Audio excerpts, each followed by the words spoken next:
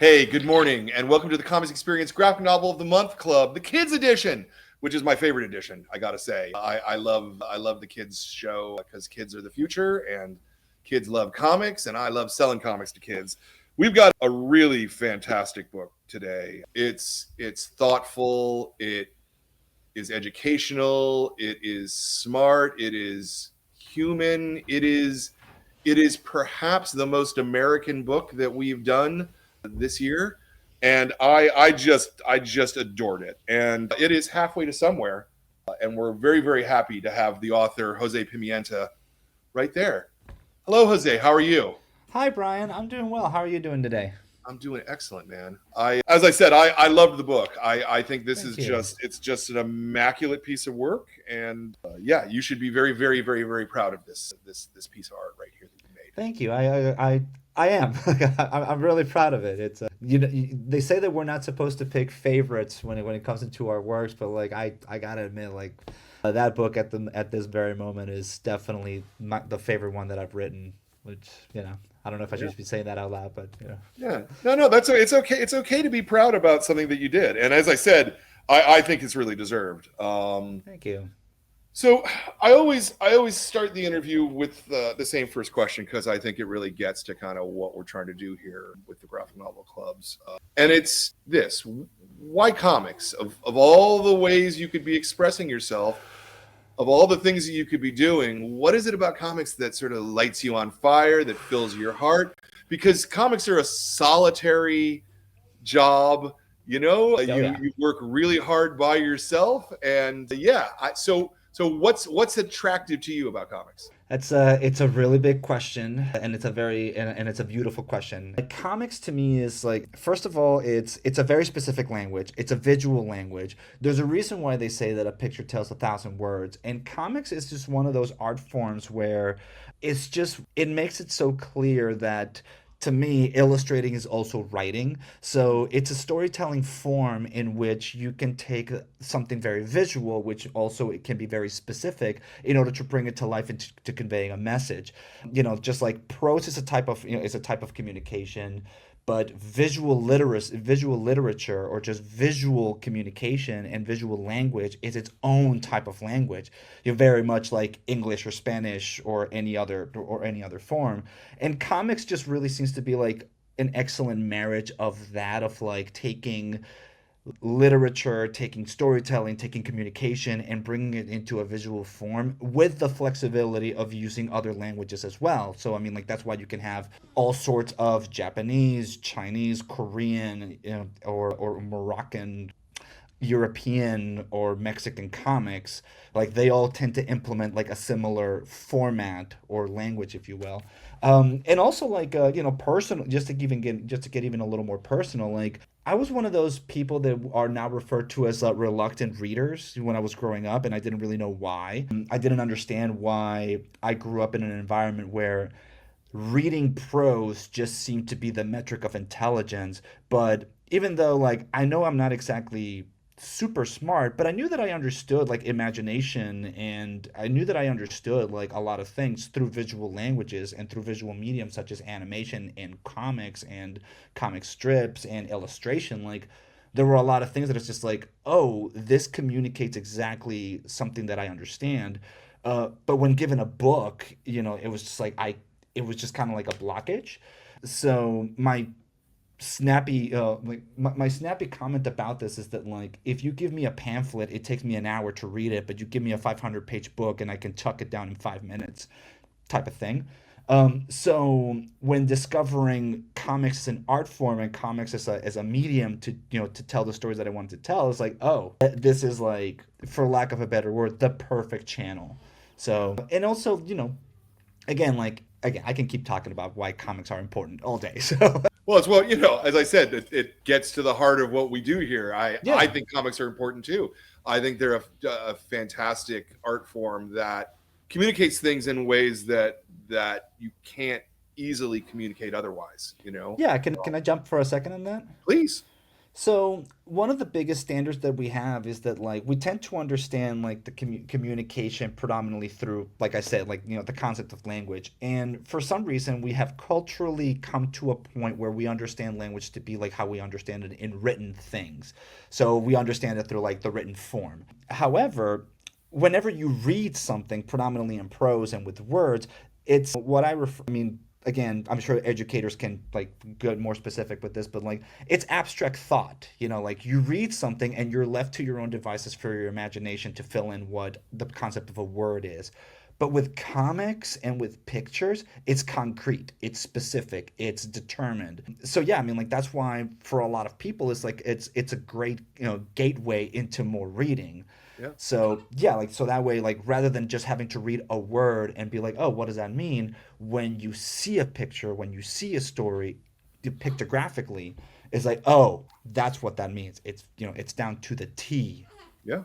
in a manner. So Yeah. I mean, one of the things I always point out when I talk to students is that comics are everywhere, even when you're not consciously aware of that, right? Like if you get on an airplane and you read the safety instructions, right? They're right, comics. I mean, they are literally comics, not with words, but still sequentially showing you a thing in yeah, sequence, and so you can figure it out and parse it all together. And yeah, no, I mean, I think it's very much a universal language. It's interesting where you started with there because the book starts with kind of 4 or 6 pages maybe of just landscape and right. just kind of setting a tone for the story, which I found to be very arresting. And I thought it really put me in the mood for the characters and for the world that they live in. I mean, it's a real world. I don't want to say the world they live in. No, I know what you mean.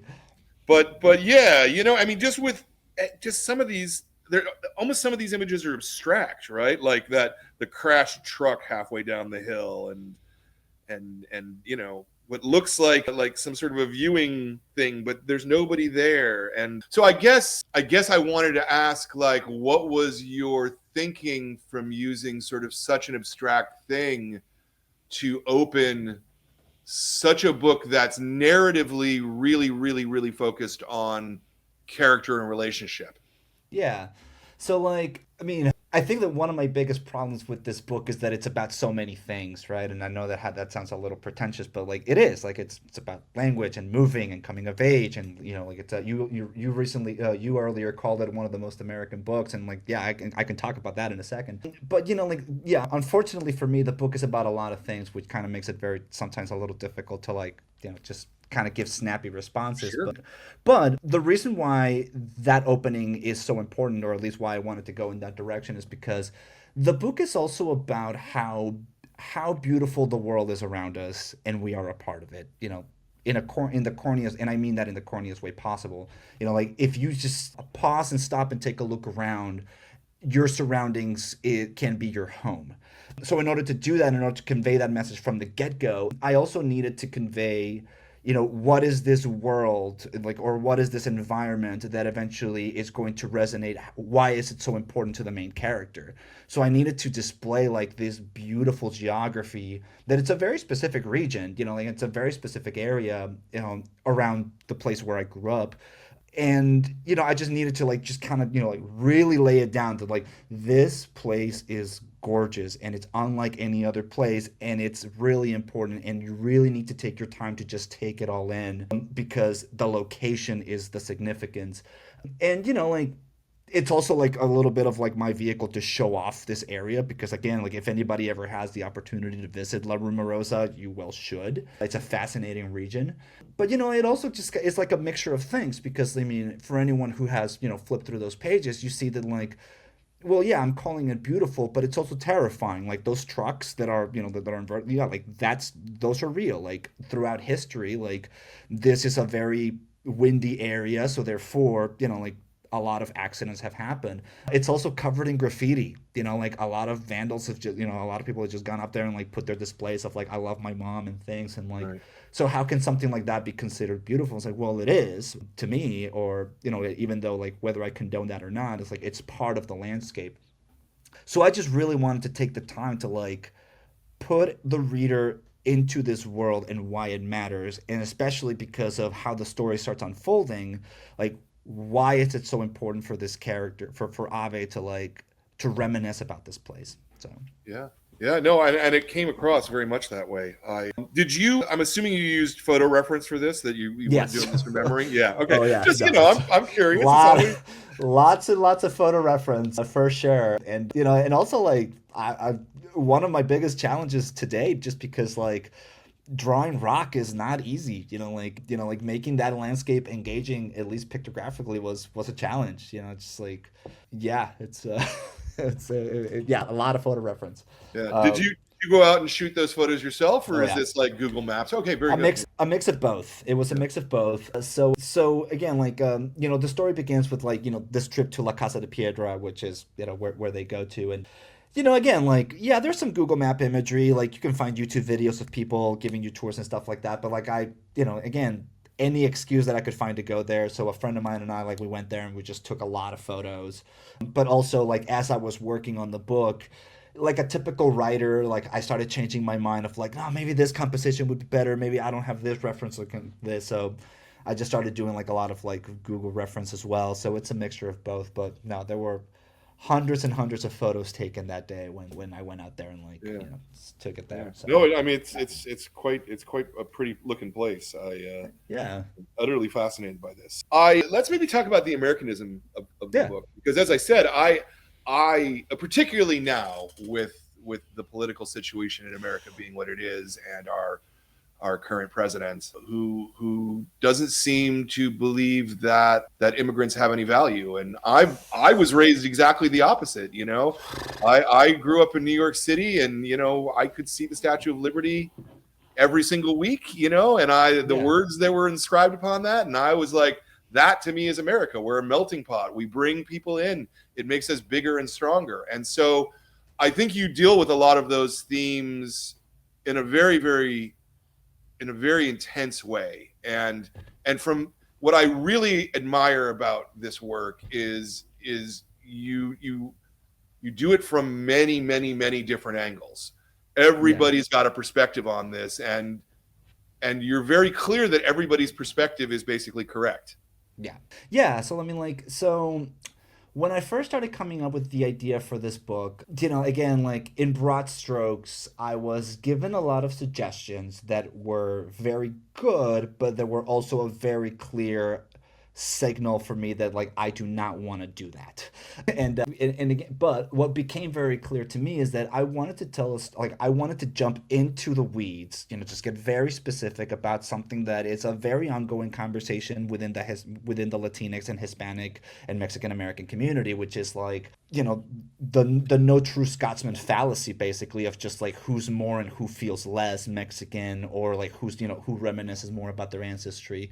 So I really wanted to like get into that conversation and just kind of make it very specific about this particular community. But also a lot of that story came from my own personal experience, because at the time of writing, I was very much coming onto that point where I had been in the United States, living in the United States for about half of my life. And that kind of was just like something that I had been dealing with for a very long time. And I'm still dealing with it now, where it's just like, now that I've lived in the US longer, like, is that taking away from where I'm from? And if you talk to anyone who has ever moved, you can get into that conversation very specifically, and just how it starts kind of being a bit of a where, if you talk to anyone from the place where you grew up who are still there, suddenly there's like a different tone of like, well, are you even from here anymore? Whether it's playful or not.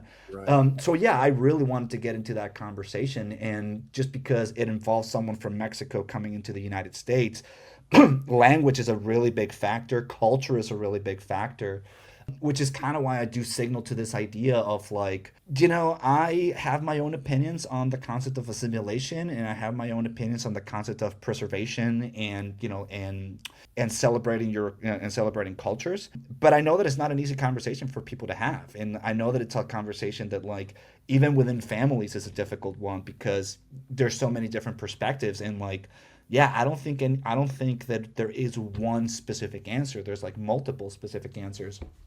like in the book, just to get more into it, like in the book, the little brother just takes to the US right away. Like as soon as he shows up, it's like, I made a best friend, I'm hanging out, I'm adapting, this is great. And there's nothing wrong with that.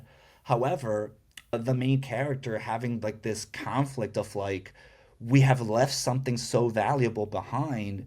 And if we were to go forward, what does that mean? Like to be leaving that behind, like and that's a real concern. I mean, like, and that's also something that a lot of people who have come into this country meddle with and wrestle with family members, with their own community, with their community back home or wherever they're from per se. So yeah, I mean, also, like I also wanted to get into the weeds of like someone from Mexico, moving into the US, what is that conversation that they have with Mexican Americans? Because that is also something that like I've had those conversations and they were indispensable to the making of this book. Just like having those conversations of like people that were born in the US, grew up in the US, and they grew up hearing the stories of how their family came to the US. Now, they do not have the experience of leaving home per se, but they feel it in their bones, and sometimes they don't. So I also wanted to like to get into that conversation and like yeah, it's something that I really wanted to like explore and put into story format. So yeah, I mean, I don't think I think that everyone's perspective is both valid and should be acknowledged without necessarily trumping the other one, in a manner of speaking. So it's like, yeah, it's some of the kids in the story are like, well, I grew up in Minnesota my whole life. Like I've never even the only times that I visit family is when, during holidays, and I don't even speak the language. They're just making fun of me. Like, why would that be encouraging for me to learn this?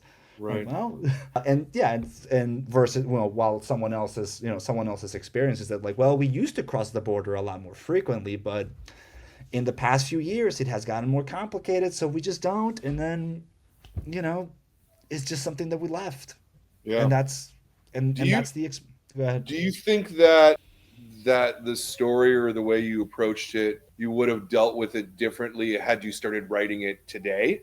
Absolutely. Yeah. Yeah, absolutely. Yeah, I mean, like, and not necessarily just because of the current political climate. I'm pretty sure that that would definitely have an effect.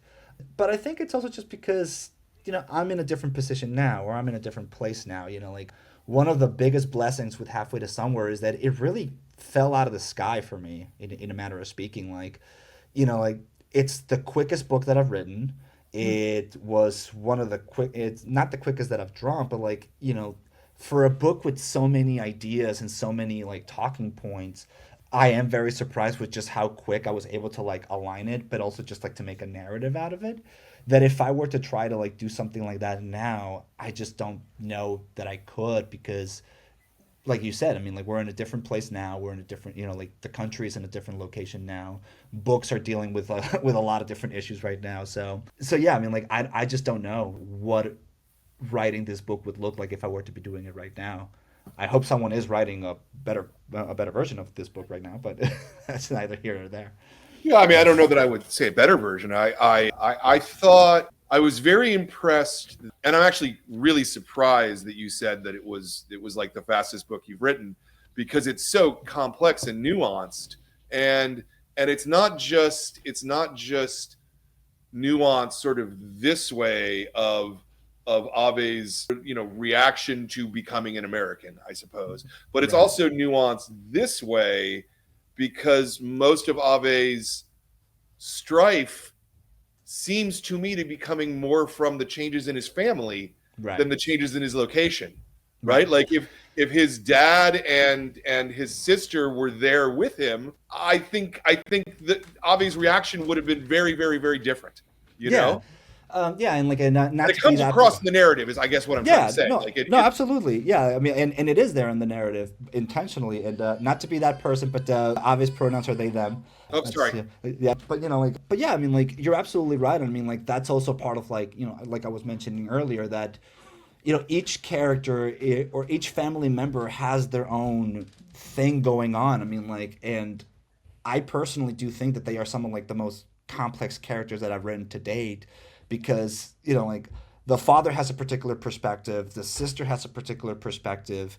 Ave is going through this thing where like they are a middle child, they are non-binary, they are in between different cultures, and if it's like it's also very clear, it's clear in the book that like they were also born in the US but raised in Mexico, so they which is why they were able to be moved to to Lawrence, Kansas without much difficulty. Like that's also something that happens a lot in the community, that like Ave's mom is an American citizen and about to become an American resident, and she is doing her best to look out for herself in order to like, and also look out for her children and provide her children with options and provide her children with opportunity. But that also means separating her family. I mean, if you want to get like too into it, is that like she's the one who took the job in Lawrence and basically separated the family because her marriage with her husband was not working out. Why that is, I never go into it, but I can't imagine that being an easy decision for a parent, like at Yeah. all. Like that has to be like one of the hardest things, to be like, in order to provide your children with more opportunity, you have to do this very disruptive thing. And like again, clearly the results are very graphic in the book, where like her son is ecstatic. Like her son is like ready to go, fresh start, we're here, right on. Like, and her daughter is seems to be fine with it, like seems to be very understanding of like, well, I get it, I'll see you when I see you, I'm happy when I see you, but if you have to go, you have to go. We don't really get much of the of her husband's perspective, but I can't imagine it being one. But I mean, it's one of understanding for sure. But whereas in for Ave, it's like this mismatch of feelings and this mismatch of circumstances, where it's like, what do you do now? Like, so yeah. I mean, like it's a very particular. It was a very challenging thing to do, and like the way that I went about it is just like I had all these ideas that I wanted to convey, and I just I had these very specific characters, and just while I was writing, like yeah, I don't know what muse was hanging by my shoulder that day, that it was just very that it just came through, in my opinion, so clearly and Yeah. so swiftly. Like again, like not at the expense of sounding pretentious, I was very impressed with just how quick the book came from conceptual to scripting to being able to draw it. So Yeah. Yeah. So, what's your process of work? You write a full script, I'm assuming then. yeah, I mean, like, so yes, I do write a full script. So like usually the work of the process is to get really nitty gritty with you. My way of process is that like many writers, I always have something going on. There's like 100 stories all over, blah blah blah. But like it's the noisy ones, or it's the ones that are like that are kind of itching and scratching a lot. That I was like, oh, there's something there. And I've said this before, but like, but I stand by this. If like before I start working on anything, I do ask myself like a very crux of a question of, is this a story that I want to spend the next 2 to 3 years on? Because what's it gonna be like. And sometimes the answer is no. Like there's been a lot of like story ideas that I come up with and we're like, yeah, that's really cool. And like, but do I want to spend 2 years working on this? Not really. Like, okay, well, maybe a short story sometime. But with this one, with Twin Cities and Suncatcher, like they were just itching for a very long time. So yeah, so usually, and also most of my stories are, again, like they're very high concept. Like it's the story what's most important, of like the story is like the concept is the priority, and from the concept I can start developing characters from there. So yeah, so like once I have a concept that I'm very solid on, I do an outline, and once I have an outline, from there I start doing page breakdowns, and then I start doing a script, and that kind of gives me a range of like, yeah, this feels like a 200 plus page book. If it starts going like, oh man, this is gonna go on for like another 100 pages, like okay, I need to pull the plug. I need to like go back to square one and like back to the drawing board. So yeah, so I write a script, and then that script is approved, and then I do thumbnails for the whole book. And as someone who has been doing comics for a while, like I've tried different processes throughout the years, and the one that seems to work best for me is to just do the entire book in passes. So like other artists will do 10 pages, finish those 10 pages, then do 10 pages, like finished, colored, lettered. I can't do that. I've tried that. I can't do it. So I just do like the whole thing of like the whole script ready, ready, just like, or about as locked as possible. Because as my editor will tell you, sometimes even by the stage of coloring, I'm like, oh, but that line of dialogue, I can't, or like, what if they say this instead? But like, script, thumbnails, all pencils, all inks, all letters, all colors. So. Yeah, you know who else works like that is Dan Clowes. Oh, yeah. I interviewed Dan, and that's how he did Patience. And he book. said, again, working page 1 to page 400, go back, page 1 to page 400. And I was, like I had a hard time wrapping my head around that because it seems like don't you get bored with going over the same material at a certain point? So that can happen. Like it's. I mean, I don't know if bored. I don't know if I would use the word bored, but it definitely does feel like by the time that you start coloring, it does kind of feel like, oh, we're back to this again. And I do have to come up with ways to trick myself, if you will, to be like, well, what are you adding? Which is kind of what like this is what it's one of those things that kind of led me to that to my banner phrase that like coloring is writing. So when I'm coloring a book, I'm not just throwing in whatever color in there. Like I'm also trying to do this mental gymnastic of like, well, what does this color mean? What is the significance of this color? How is this related to like what is the lighting? What is the storytelling doing here?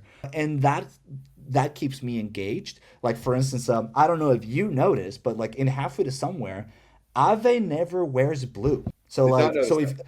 so if you flip through the book, Ave wears all sorts of colors. Like the only suspension of disbelief that I have with Halfway to Somewhere is that it has a very robust wardrobe. Like they are always doing different outfits. Like they always Yep. have like different styles. Like they Yep. have an incredible sense of fashion, Yep. which was really fun to draw. But they never wear blue. And the reason for that is because blue is the color that I associate with America. Hmm. So they are constantly rejecting this one thing. And, even though for anyone who has ever gone to Lawrence, Kansas, beautiful blue skies all around. So, like, there's a lot of like panoramic views and, all these sky, all this sky around that is like literally above them, just hitting on them, and they rejected with their outfit or with the way that they project themselves. So again, these are like subtext things that I put into the Sure. book, but again, like that means that while I'm coloring, I'm taking these things into consideration. And that to me is a form of writing. And that to me is a form of like, oh, that keeps me engaged. So yeah, now that I'm working on page 20 again, it's like, yeah, but I have this opportunity to be creative about it. It's not just a streamlined thing. So Yeah, no, that makes a lot of sense. What was the editorial process like? I imagine that most of the editorial notes you're getting are very front loaded in the scripting stage. mhm. Is that is Yeah, that is that probably accurate? that's mostly accurate. I mean, look, kudos to Whitney Leopard. She's been my editor throughout my entire time at Random House Graphic, and I have nothing but prices for her. And the thing that like one of the things that like I want to be very clear is just like how helpful Whitney is, because like many writers, I'm also a little like. Oh, sometimes I just start going on this tangent, or like sometimes I can lose track of things. And Whitney is very good at like like keeping me focused. So what the editorial process, like, yeah, I mean, like at the beginning, like when we're coming up, like I get the most notes or like the most significant, not significant, but like I get very intense notes. Again, like that sounds horrible, but like I get, the notes that I get from Whitney at the beginning are very specific of like, in order to keep the story structure solid, you like this is what I recommend. So yeah, I mean like this the editorials are always very story oriented. Script wise, Whitney is great, and and she does help me with like lines of dialogue of like this is not clear, or like maybe tighten this up. And so she's very helpful there. She does have questions of like, well, you're saying this, what do you mean by that? Anything that she's not clear on. Art notes are a little. This is why, for anyone who doesn't know this about Whitney, is that Whitney also has a background in comics. Like she is both also an author and she also has great drawing abilities. So when so if there's one thing that she understands very clearly is visual storytelling, which is why her notes when it comes into the art are also very specific, such as like this panel doesn't make sense, or like like the reaction here seems a little odd, or like from page 25 to page 26 it just kind of seems like a hard cut. We need to figure out something more, we need to figure out a different transition, either add a few more pages or figure out page 26 how to make that, how to make this. And and which again to me is fantastic. So yeah, I mean, like she's very involved. It's very collaborative, which I love. And yeah, I mean, like, but she also trusts me to let me tell the story that I want to tell the way that I want to, while keeping me in reins. So yeah, I mean, like a lot of her, like by the time the coloring comes around, she doesn't have a whole lot of notes, unless Sure. it's like, "Ah, that blue is a little too dark or something." But like Right, even right, right, then, right. but no, like most of the heavier notes come around like during the scripting and the penciling. Inks, like unless it's something like, I don't know, like that drawing looks a little weird, or like that smile looks a little too smiley.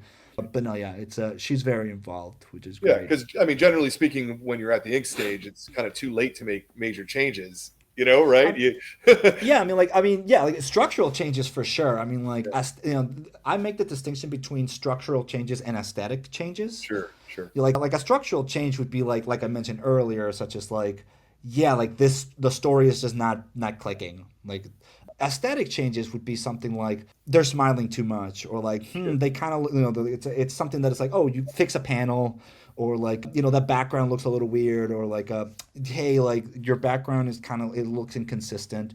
Like those are aesthetic changes to me. Structural changes, yeah, for sure, of like for instance, for Halfway to Somewhere, not to go too deep into this, but like for Halfway to Somewhere, she did give me a note that I thought was a great note, and it was a story note.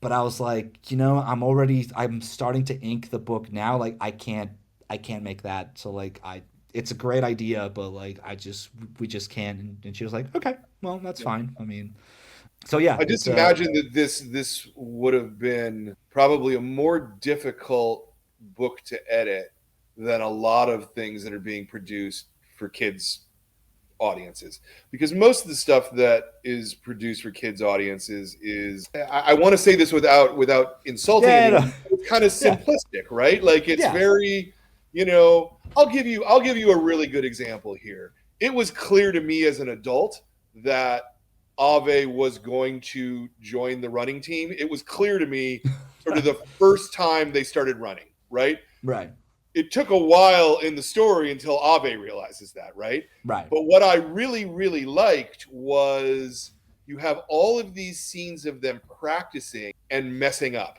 right? right, That's not what you usually get in children's literature, right, right? It's like, well, the kid who's the runner is the most perfect runner of all time, right, right. and like everything flows perfectly from that, and there's really no stress or problem. And I really appreciated that you took a different path with that. You Yeah. you know you Well, it's showed you showed the problems with it as well. So right, I and imagine from that point of view that this was probably a reasonably difficult book to edit. Because again, there's so many things going on in the story. yeah, I mean, like that would be a great question for Whitney, of just like, yeah, like I mean, Sure. did she have any trouble like, with that? But I mean, again, like I think that this is one of those things of like when I can, anything like all those things were conveyed in the script and and in the outline. Like I did put that, like when they start practicing, there's a lot of like there's gonna be a montage of like them making mistakes, because I mean, again, like it's a metaphor for communication. It's a metaphor for language. Like it's like Ave is not very proficient in English. Like they're just not. Like they make that very clear. They fumble around a lot, but like they just happen to be very fortunate to stumble upon these group of kids who are just so welcoming. They are very understanding that like you're the new kid on the block, and we get it that it's difficult for you, and we want to help you. So that's why we need to work together. And like there's even like this visual cue, and spoiler alert for someone who hasn't read the book, but like when they start, when they start running together, like they're all kind of doing different exercises, and there's another visual cue later in the book where they are in unison. Like they are doing exercises together, they are doing workout together, because that's what happens with friendships and with communicating with people, is that like the more you do it, the more you start understanding each other. I mean, like there's a reason why we can have people in our lives where like you can just give them a look and they know exactly the novel that they're telling you. It's just like, so yeah, I mean, like when it came to the editing of that, like I mean, I was making all these story notes very clear to Whitney that that was what I was going for, and she was very receptive to it. So like, yeah, I mean, like I don't know if she saw it in the thumbnails, but she definitely saw it in the pencils of like, you're giving us like 4 pages of just like batons falling on the ground, Right. and like, like people panting, that it's like, oh, we got to get it together. Like, you do you need to spend 4 pages on that? It's like, yes, yes, it's because it's important. It adds to the story. Yeah. So, Yeah, no, it adds to the density of the characters as well. right. Again, I think that was just there was a lot of not world building is the wrong word, but No, it's part of it. Yeah, it's narrative. It's like it's yeah, added to the narrative. yeah, yeah. But you don't usually see that in children's literature, I guess is what I'm saying, right? Like Yeah, I mean, like it's I mean, very tends to be simplistic, you know. yeah, and I mean, which again, like, I mean, that's not necessarily a bad thing at No, it's all. I not. mean, like, No, not at all. no, it's like it's just, I think it's just like my own thing to like check down of like, sometimes it's to my own peril of like, do I need to be overthinking this? It's something that I do kind of meddle with a lot of just like, it's this page like I could just make it easier on myself. Yeah. But Yeah. Actually, I didn't ask you this. What's your background as a reader in comics? oh, in comics specifically, geez, I mean. I I read a lot of middle grade. Like it's I mean I think that like between middle grade and YA stuff tends to be what I gravitate the most towards. And I Sure. think that that's because like I don't know if this was intentional or if it just happened, but like a lot of middle grade books tend to be very coming of age focused. Sure. And that is just like those are just my favorite types of stories. But like I try to read as many books as possible. Like, I mean, I try to read as many comics as possible. Like, unfortunately, well, not unfortunately, but like some of my favorite comics are a little more adult oriented, not necessarily YA. But like many kids, I started in comics reading comic strips, and that was like the first awakening for me as a young kid. Like, and I'm talking like single digits Yeah. of just like, oh wow, like you can tell like a joke or like something like very communicative in just 4 panels. This is amazing. And then I didn't discover comic books until I was a little older, like 10, 12. Like I started coming across like different types of like comics. And Were then I they found this. just let me just Yeah. interrupt for a second. Were they American comics or were they Yeah, like French there comics were you the were reading or like some of the first comics that I found were American comics translated to Spanish. And okay. I'll tell you this one, like it's again, I can't remember, I must have been like 10 or 11 when like one of the first comics that I read, it was a comic adaptation of, do you remember the TV show Dinosaurs? Sure. Yeah, yeah, like I found this one comic, and again, I've never seen more dinosaur comics, but like someone did a comics adaptation of a dinosaurs episode, which is when Charlene dreams of the world being round. And I had seen that episode on TV because Dinosaurs was one of my favorite TV shows. So just seeing that in comic form, I was like, this is amazing. Like what is this? Like this is fantastic. And I do remember making that connection of like, well, I've read comic strips on the newspaper and this is like a longer one. This is great. I love whatever this is. So yeah, it's like like, and then I started finding like the superhero stuff, which I wasn't particularly drawn to the stories in superhero stuff for the worst excuse ever. My suspension of disbelief really did have a threshold that I was just incapable of crossing. But I loved what the format of comics was doing of like the story keeps going or like you get 20 pages and then the story can keep going and like also superhero comics are really cool with like the way that they play with panel formats and just panel experimentation. Like that was like a big eye opener of like, oh, you can do these things. The superhero stuff was like, I just don't buy that every person with superpowers is an excellent graphic designer in order to come up with their costume. But like Yeah. that, How did of Peter Parker sew that Spider-Man costume. Right. There's It's no just like, chance. I mean, like, look, I mean, like, in universe, Peter Parker is good at sewing, and Peter Parker came up with like, but like everyone else has like every superhero has a great logo, and I'm just like, like, there's got to be one out there that like doesn't. Anyways, but like, I discovered those, and then I started just coming across like other forms, and like once I started going into like bookstores and discovering like more graphic novels per se, like the Dan Clowes stuff, and I think this must have been like middle school, high school.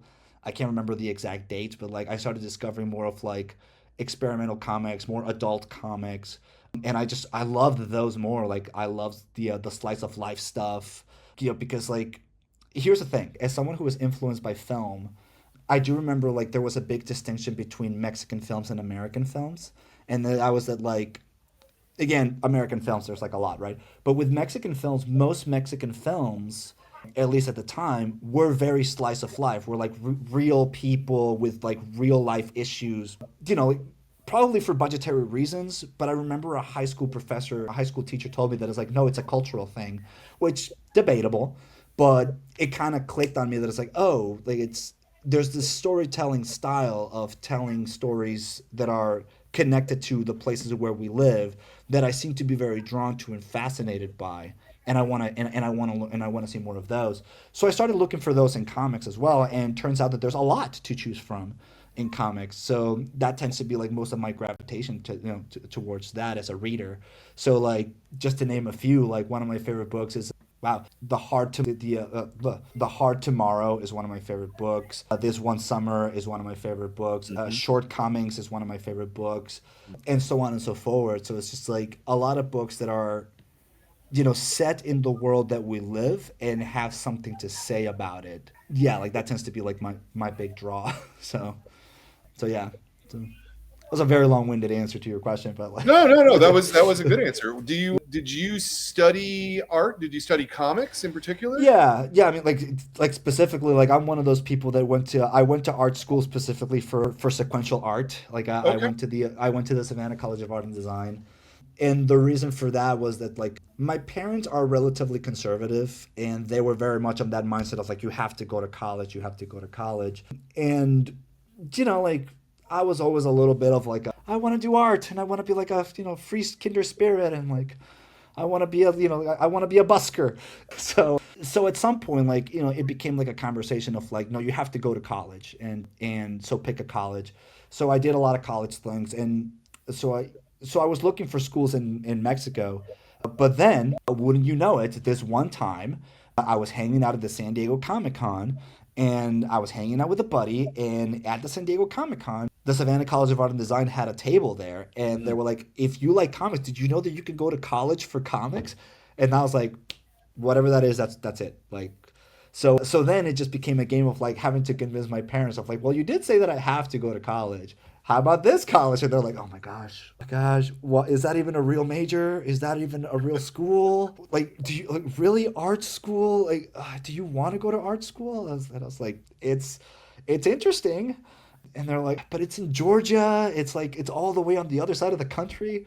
I'm like, I want to check it out. So we went to go check it out, and yeah, I mean, I liked it a lot. I mean, like yeah, so I went to art school there, and you know, like many cartoonists, I have a lot of opinions on art school as a thing. Sure. I do like it's a very dense topic, and it's a very necessary conversation for everyone. And my snappy like my bumper sticker thing is that like I'm not necessarily in favor of art schools, but I am in favor of art education. And like many schools, it's like you'll get out of it what you put into it. And because again, like every time that I hear someone protesting art schools, I totally get it, and it makes total sense. And again, like student loans are a thing. However, most of my professional networking connections to this day are because of people that I met at SCAD. Yeah. So, and again, like I was very fortunate that like I had amazing professors. Like and that's something that like you can have the greatest art school ever, but if you have a terrible professor, you're not gonna have a good time. or like you can go to a community college or like not go to college at all, but if you meet that one mentor, or if you have that community, you will gain so much. So like, and that was like something that it was very significant. So yeah, I mean, art school was significant, but it was also like, had it not been for the people in that art school, Sure.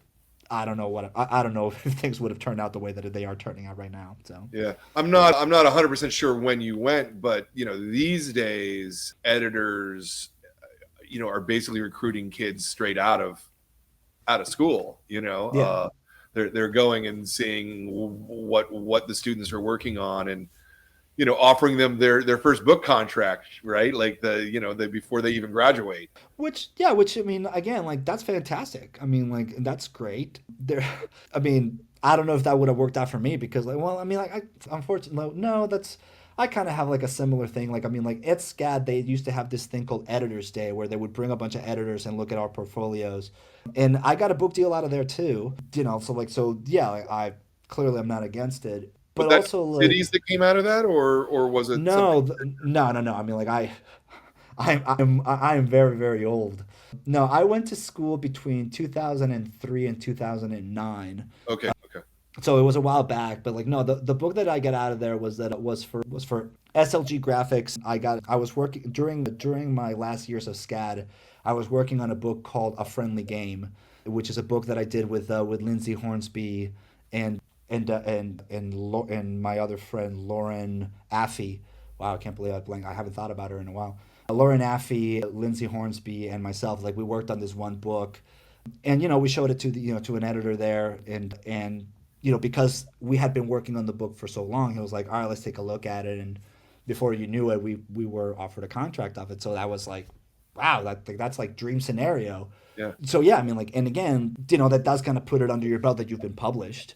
So that also helped. But like, no, I mean, like, once I finished school, like, I did this terrible thing of coming to Los Angeles without a job and without an apartment, just to see like what would happen because I wanted to work doing storyboards, and I have not left LA despite my many attempts. LA kept me here, but like while working in commercials and like working in like the entertainment industry, I kept making comics on the side, and it wasn't until 2019 that I transferred to comics full time, or at least like most of my full time. yeah, So yeah, I mean, like but in the meantime, like I've been making comics and making books this whole time, and yeah. it's been interesting for How sure. did how did your how have your parents reacted to your career and your arc? I mean, I mean, like many parents of artists, I mean, there's a secret there's a silent pride there for sure. Like I mean like I think my parents are proud of the work that I'm doing to an extent. Like I think that for the longest time they didn't fully understand it, and I think they kind of still don't. I think that they kind of look at me just being like, "What are you doing again?" Like it's I think that they're still kind of like, "You can make money doing books." So sometimes they ask about the things that I'm writing about, and they are interested, but they kind of be like, that sounds like a different kind of book. I'm not sure, like what kind of like I'm not sure, but like they see what I'm doing, and like I think that they are glad that I'm not on the streets. Like I yeah, ended up not busking. So yeah, I mean like I think like I'm pretty sure that they're not fans of my work per se. Like they don't look at it and be like, "Hey, like it's I love this." I mean, but I think that they are glad that I have been able to make a career out of drawing, which is something that I think that they were always nervous about, yeah. I understandably. would I would also have to imagine that they're probably pretty proud that you've got books with Oh. spines on a bookshelf, from a major multinational corporation. Slave labor is a great first place to start, but they're not exactly big. But Random House, I mean, Yeah, no, like no, for sure. I mean, like yeah, and again, yes. I mean, again, like I'm always going to be grateful to Dan Votto for like for what he did for us with that book.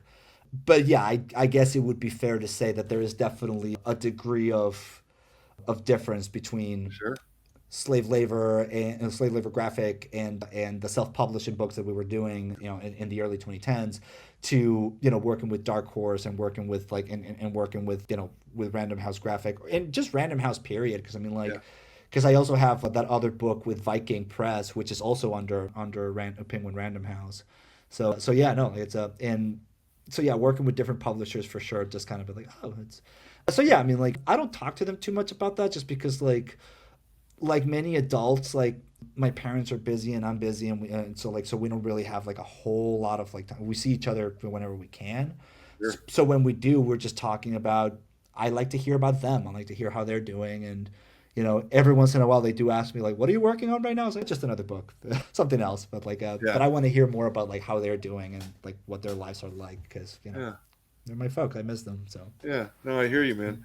I also want to just sort of draw a little attention that I really like a lot of kind of the formal experiments that you do, both panel wise and pages, right? Like, I'm thinking of things like, this page here where oh it's all set in, it's the same shot, but the characters are moving right, around in it, and it's even stronger because it's silent, right, and there's just a lot of little examples of sort of formal things that you're doing in here yeah. that really drive the story forward in a way that, again, you don't usually see in children's fiction. So Yeah, I mean, like that's the thing of like I'm also like I am very influenced by like a little more mature adult stuff, and trying to put that in there. But I'm also inspired by I'm inspired by theater. I'm yeah, inspired by by film. I'm inspired by by animation. So like trying to take things from those areas and try to incorporate it into comics. And also, I mean, like I think it's like thank you for the effort, for the compliment. But it's also like I think it's also kind of fair to say that like my approach to comics is also fairly traditional. Like most of my pages are like 3 tier kind of stuff, sure, it's so I don't do like a lot of experimentation with like the panel borders and sure, the overlapping, mostly because like my biggest concern is always clarity. Like I want to make sure that I'm clear with what I'm yeah, communicating. So yeah, I mean, but like whenever there's opportunities to be playful with the panels yeah, and just kind of like yeah, and play with the grids and play with yeah, like that. I mean, and I was doing things like that also with Twin Cities, where like I really wanted to take advantage of the fact that it's a book, so every spread that you have is like 2 pages. So yeah, so for anyone that reads Twin Cities, you can see that like you get one sibling on one side, one sibling on the other one. So like there's that duality yep, thing going on. And yeah, with Halfway to Somewhere, there's a lot of panels where it's like there's a lot of pages actually where it's just taking in the atmosphere, just taking in the yeah, environment, just like. And again, like that goes back into what I was saying earlier. Like it's also an opportunity to play with the colors, play with the yeah, composition, play yeah. with the actions. It's also like a really good opportunity, like, especially that page where it's like I think in one panel like Ave is like sitting on their head with their feet up. That it's just like it's an odd behavior, I think, Yeah. but it's also like, but if I put it enough through the book, then it's like they just do that. Like they're just, It's the way the kids move too, right? yeah, Like it's the way the kids move. So kids yeah, can't keep control. They don't sit like we do. right. Yeah, So they it's like, they squirm around, they do stuff, they spin in right. So chairs, yeah, yeah, yeah, so yeah, like there are a lot of panels like that where they're just like they're yeah, just bored, but boredom also you just feel like got to do yeah. something. The And other panel if I really liked, and this is just, it's such a small thing, but I love this first panel here on this page where that they're moving, oh yeah, and I love the fact that every character is moving in their own direction. right, There's just something about it that, like, it conveys space and it conveys movement. I don't know. I just wanted to say I really appreciated the craft that you put into oh this, thank and you. it comes across, and it's very strong. Do you How much time are you putting into sort of making the your individual panels work like that, like in terms of doing your thumbnails? Yeah, no, that's a great question. So back to what I was saying earlier, that like it goes in stages, right?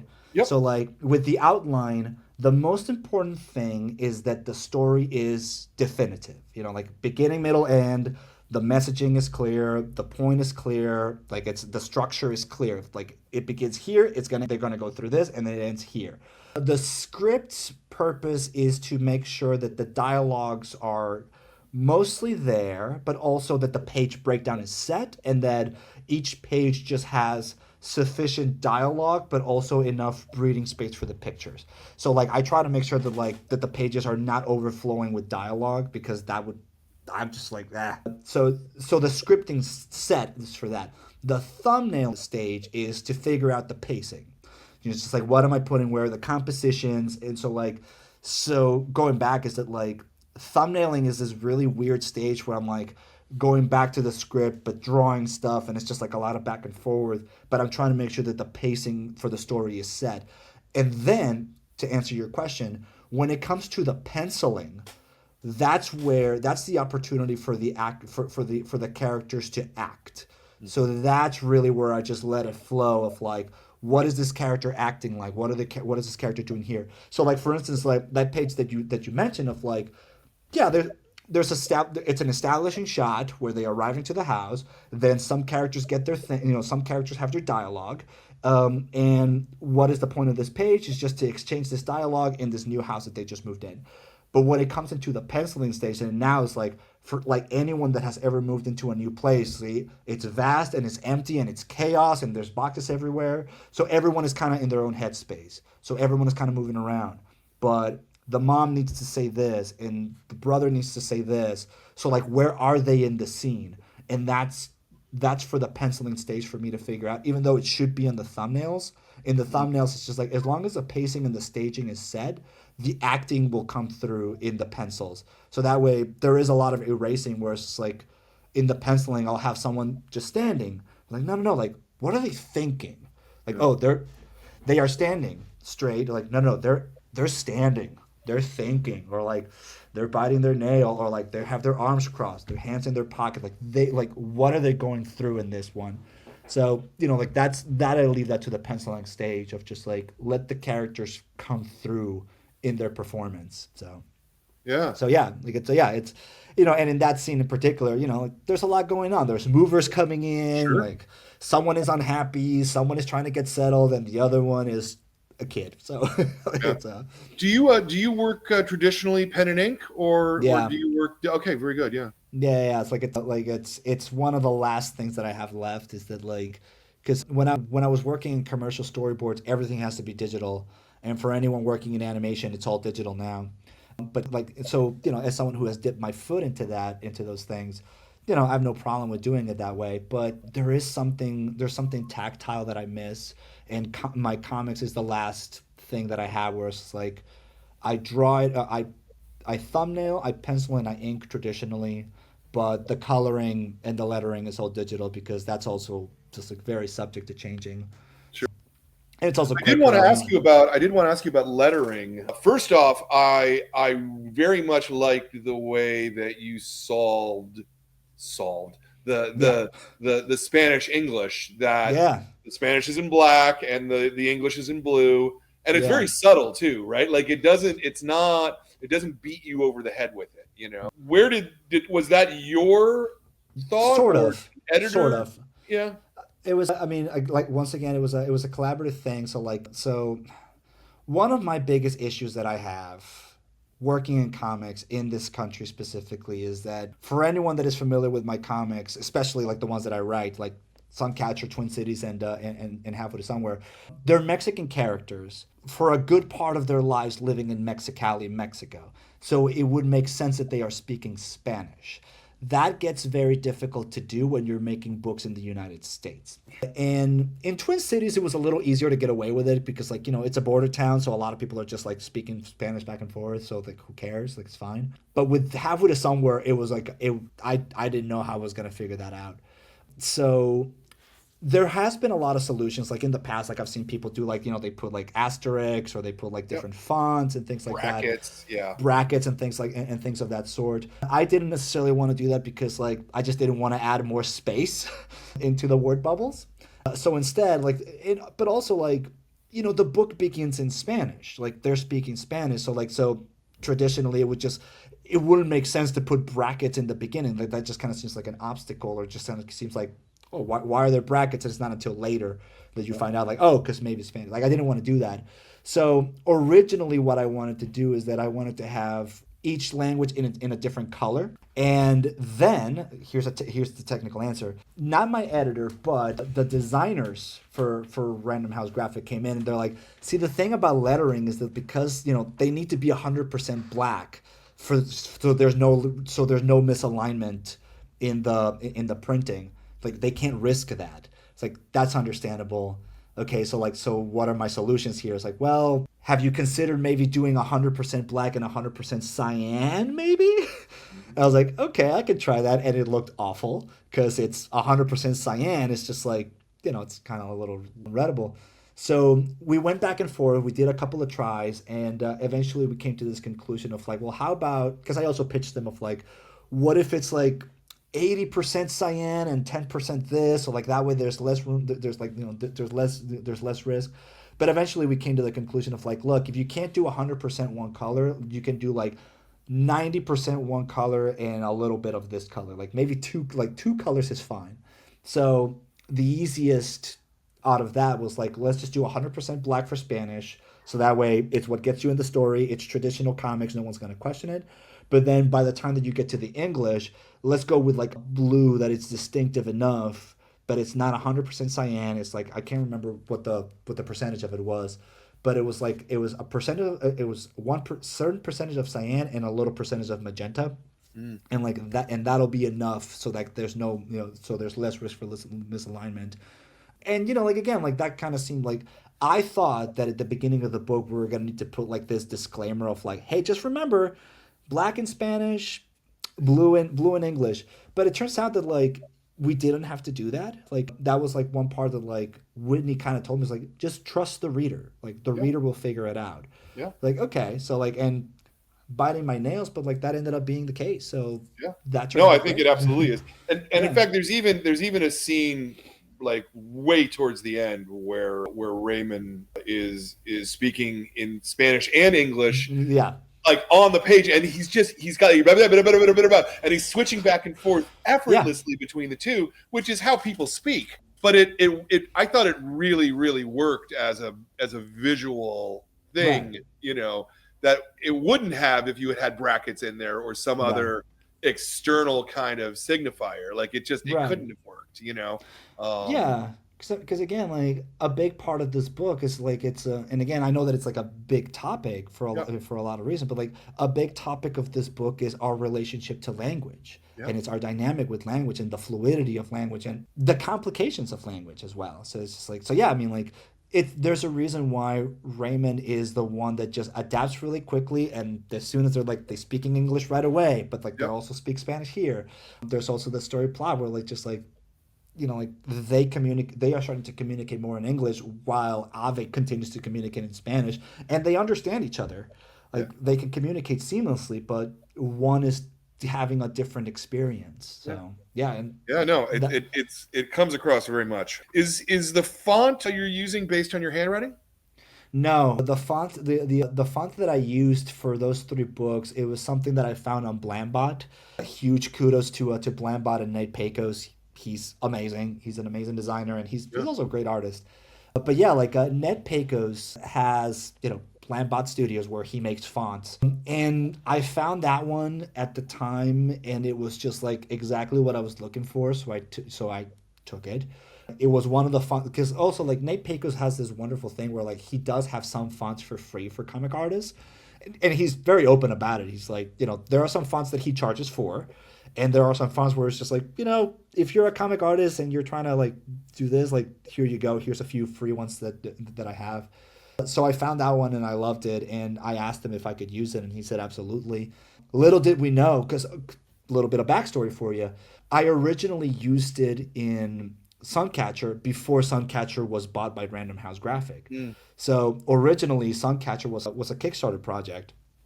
So, Nate was like, "Yeah, sure, use it." Little did we know that eventually I was going to end up using it for the rest of my books. Nowadays, I'm looking to using another font just because I want to try out other things. But yeah, it's no, it's the font came from from Nate Pecos. So I think it really matches your art style, though. I mean yeah, that's like why I was actually positive that it was based on your it's handwriting.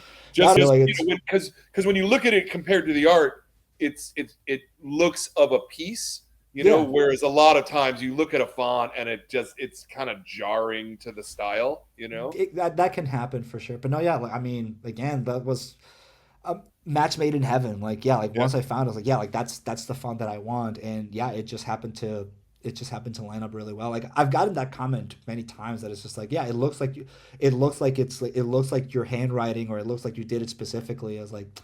No, that's just one of those happy coincidences that it's nice great to be happy great. coincidence. Yeah, I nice assume happy you're coincidence. doing all your onomatopoeia though, right? Like your Yeah, bams yeah, and yeah. pows Like and all, stuff. yeah, Yeah, yeah. Like the sound effects, like yeah, those are all on the page yeah. for the most part. Yeah, so like Are those on the art, or are yeah. you adding it as another layer?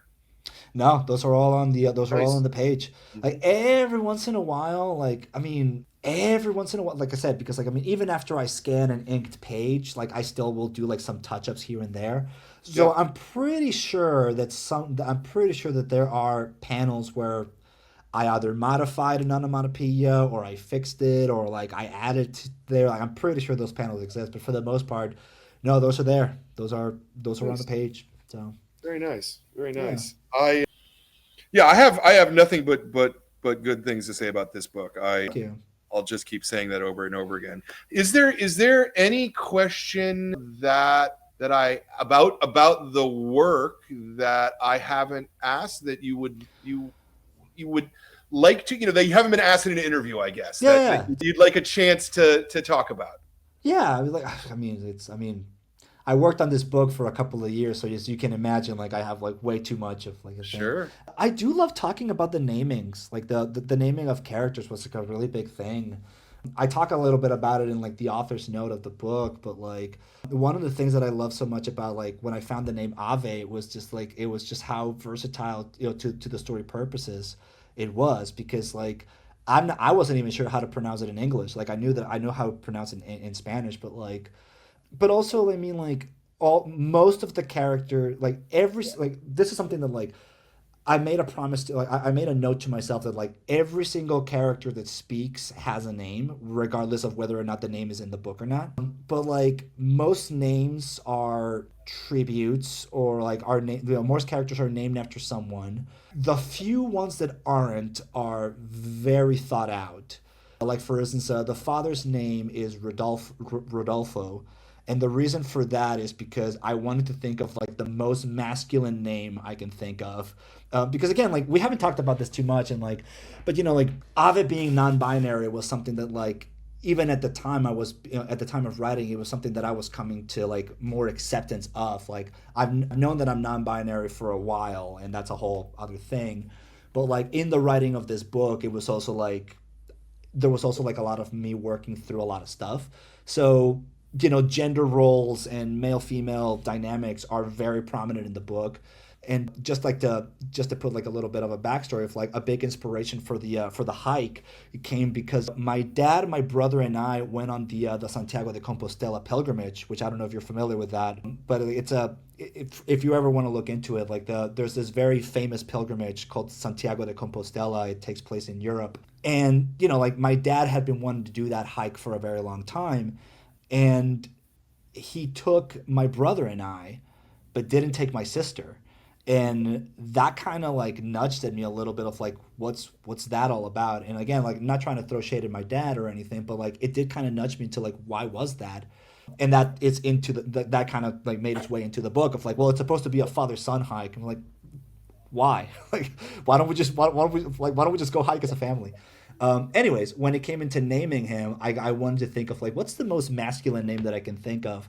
And for anyone who hasn't like caught on, it's because like it's a name that has nothing but O's on it.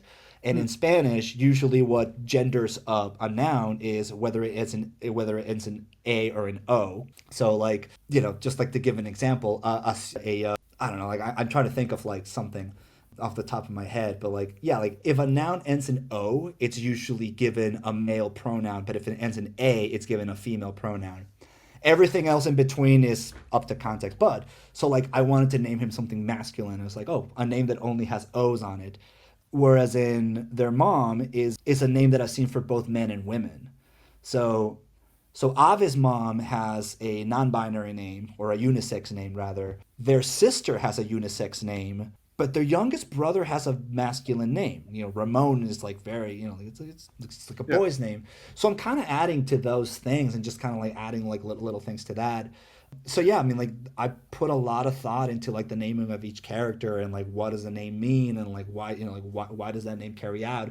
It's also like, you know, for Raymond it was like something that is like it played out very easily because it's like to translate that into English is not that complicated. You know, it's just Ramon to Raymond. Like that's for other names like Ave and Cruz, just kind of like just it would be a little like there's a little bit of an extra step. So I really wanted to spend time there. And just to be a sap about it, you know, like all of Ave's friends are named after real people. And Ray's best friend is also named after someone very important. You know, like it's you know, his name is Tom, and you know, and his name is Tom Stratford, and his dad's name is Lyle Stratford, and both those characters are named after Tom Lyle, who you know everyone in the comics community should know who Tom Lyle is. And Tom was a very dear friend, getting a little teary just thinking about him, because he was just like an excellent person, in a really wonderful human being, and a very dear friend and mentor. And, you know, and when we lost him, it was just, you know, it was like a very, it was like a very strong feeling, obviously, to lose, you know, to lose someone that dear. So I just wanted to pay tribute to him. Yeah. And what better way to pay tribute than like, again, for anyone who hasn't read the book, not that this is a spoiler, but like as soon as the family shows up, this kid is just ready to be a friend, you know, like and becomes an immediate best friend to Yeah. Raymond, you know, like so like I just like again like this is something that I guess is not, you know, I talk about it a lot, but like another theme in the book is just how welcoming a community can be the Sure. second you arrive.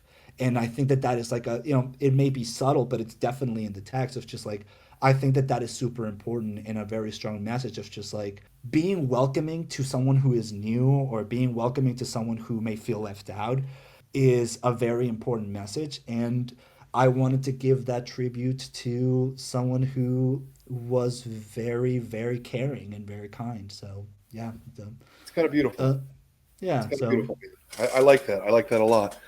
All right. Well, we should wrap this up. yeah. Sorry, I know I'm a chatter. It's not that. It's just you know it's starting to get late, and I got to open the store in a second Yeah, here. yeah, yeah. So But let me ask you two more questions. One sure. is the first one is there anything else that you want to plug? Like, do you have something else that's coming up Yeah. soon?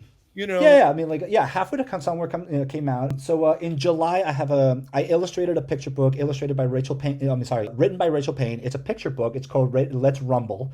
It's a picture book about the fun of play at home. It's a picture book for kids. And then in September, I have another book coming out written by Alan Wolfe called The Vanishing of Lake Penior. It is a nonfiction book. It is a fascinating book. Basically, it's about an incident that happened in a lake in Louisiana in 1980. It is a riveting story that I can also talk about for a while. But yeah, like that comes out in September, so keep an eye out for that.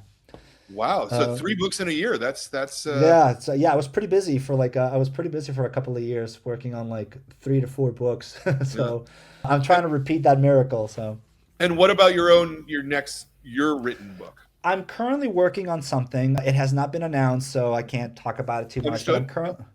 Yeah, yeah, but I am currently working on something that I'm also very proud of, and I'm very happy to be working on. So, and like many cartoonists, like I'm also in the middle of trying to pitch more things.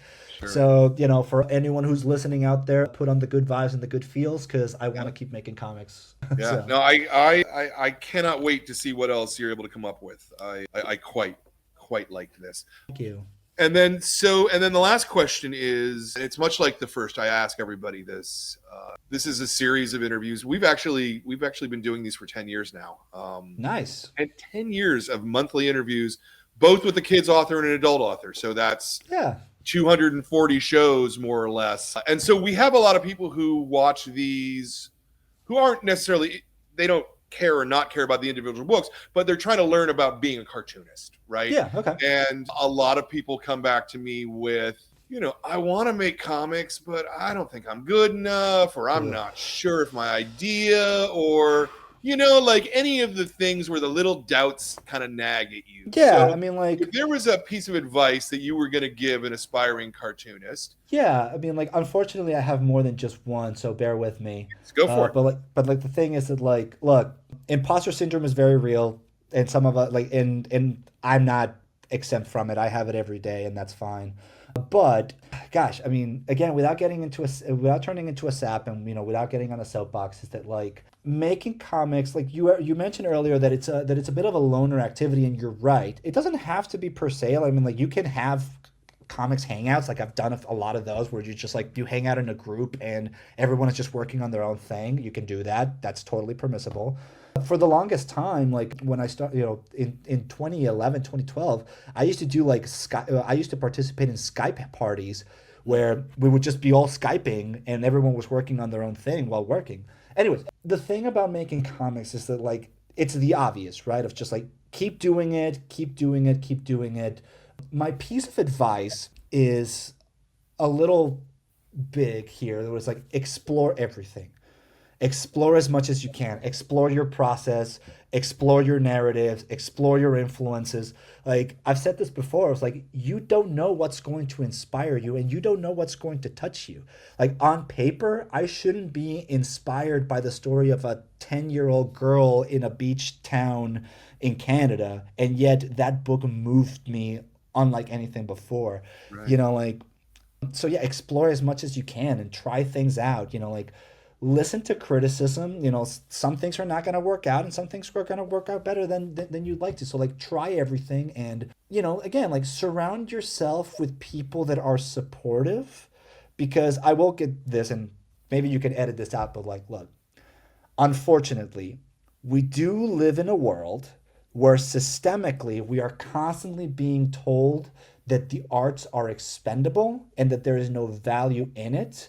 We live in a world that has a history of art should just be everywhere, but no one should compensate you for it. And you live in a world where we are being told that like going to art school means that you're going to starve.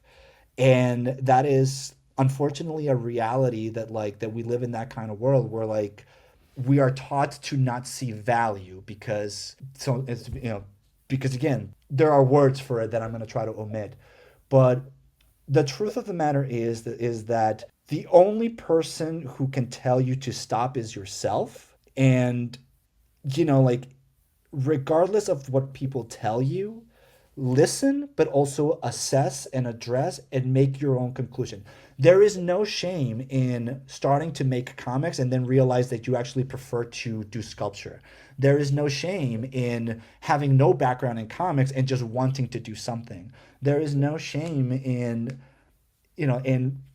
wanting to do comics and then being like, yeah, but I don't know about a graphic novel. Like all these things, like explore, because exploring means expanding your creativity.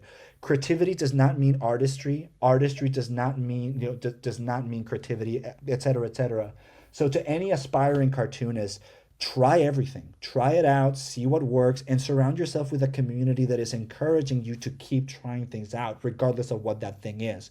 If you find out that you want to do comics with knits, or if you want to do comics with your fashion, or if you want to do comics with just your writing, if you find out that you are a better illustrator than a storyteller, but explore everything, because you will learn so much about yourself and that will only make you a stronger storyteller.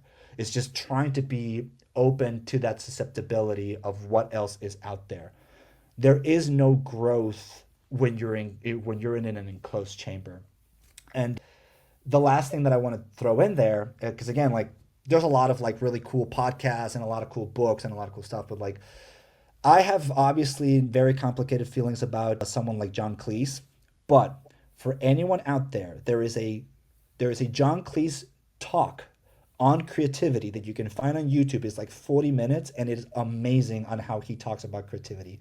Ever since John Cleese has said a few things that I do not approve of, and again, whatever. But that one conference that is like 37 minutes long, where he talks about why creativity is so important and how to go about exploring your creativity, do yourself a favor and listen to that. And also, like, stick to your fundamentals, like, keep learning how to draw, keep trying to learn how to draw. I still try to go to live drawing. I still try to do perspective exercises. I still try to do like my foundations, because again, like, it's like going to the gym, like, you have to keep working it. You have to keep, you have to keep developing these things, because like, they are important, to what, if you think that they are important. So yeah, I mean, like, go to live drawing sessions, try different things from, draw things from life, draw from your imagination, draw everything that you can, draw what you find difficult, draw what you don't want, draw what you don't like, draw what you love, draw people, draw things, draw everything, and always take a moment to to understand, what are you gaining out of it. Yeah. And eventually you will learn that it's either worth it or not. And most importantly, finish it. Just finish your thought. Finish your thought. Like, because here's the thing. That feeling that you have when you finish something is the telling one. Of like, oh, I went through this arduous process, but finishing it felt amazing. I want to do it again. Or I went through this arduous process and I finished it and I hated it. I never want to do it again. Just as valid, but Yeah. finish your thought. So yeah. Great. I love those answers. Those are really Yeah, fantastic. yeah. I really appreciate you taking the time to No. talk. Thank you for having me. Like, again, like, I know that I'm a big chatterbox, and like, No, my it's answers great. could I be love. shorter, but Believe me, I love chatterboxes. I'm gonna put you off to the side for a second while I do some business here. Don't leave. Let's talk about the next couple of things that are coming up for people. Next week is the Adult Club. Our selection this month was Paranoid Gardens by Gerard Way and Chris Weston. Chris Weston will be our guest to talk about the art. He's an amazing artist, and I'm really looking forward to that conversation next week. And then next month's Kids Club book will be Creature Clinic by an Australian artist, Gavin Ong Than, who I might have butchered his name there, but so look for those two books, both really excellent. If you're sitting at home and you're looking for something to read and you don't know what to do, let me really recommend Halfway to Somewhere to you. This is a really smart, fantastic book. It's very deep. It's very human. It's very American. I mean, you've heard me raving about it all the whole show. I go and get a copy of it. You can buy it from us. There'll be a link down at the bottom, or you can get it from the library, get it from another store, get it wherever. But go and get yourself a copy. You'll be very happy that you've read Halfway to Somewhere. So do that. I got a couple of 3 thanks that I like to do here for the show. I want to thank my producer, Jordan, who does a bunch of stuff that nobody sees, but we couldn't have a show without him doing that. I want to thank Ben for running the show today, just making sure that everything's happening while we're here in the store. I want to thank my staff, Kat and Katie and Kipling, and Max and Chrissy. They're the best staff that a comic shop could have, and it allows me to sit and talk to creators. I thank all of you who watch these shows. I thank everybody who is a member of the club. If you're not a member of the club, please consider joining. You get a fantastic new book every month, and they're followed up with interviews like this, and you get some cool free swag and stuff, and it's a lot of fun. And last but absolutely not least, I want to thank creators, just like Joe Pimienta right here, who without you, we would not have a store full of all these wonderful dreams and thoughts and feelings and expressions. I would be sitting in a store full of blank pages, which would really not be what I wanted. I don't want to run a stationery store. I want to run a dream store. I was about to say, no shame in running a stationery store. It's just not for me. Right. I like having all these dreams. So thank you, Joe, No, much for what you do. And I cannot wait to see, the next 20 or 30 years of what you're going to be able to come up with, because I'm sure it's going to be amazing. Thank you so much. And yeah, same as you. Like, thank you for everyone for making this happen. Thanks to all the staff, and thanks for everywhere. And again, like, I can't say it enough. Thanks for having me on. I had a blast, and I know that I'm a little over chattery, but I hope that you had fun as well. Yeah, I certainly did. This was great. Okay, very good. Well, we will see everybody next time. I'm going to wave goodbye. See ya. And we'll talk to you later. Talk to you later.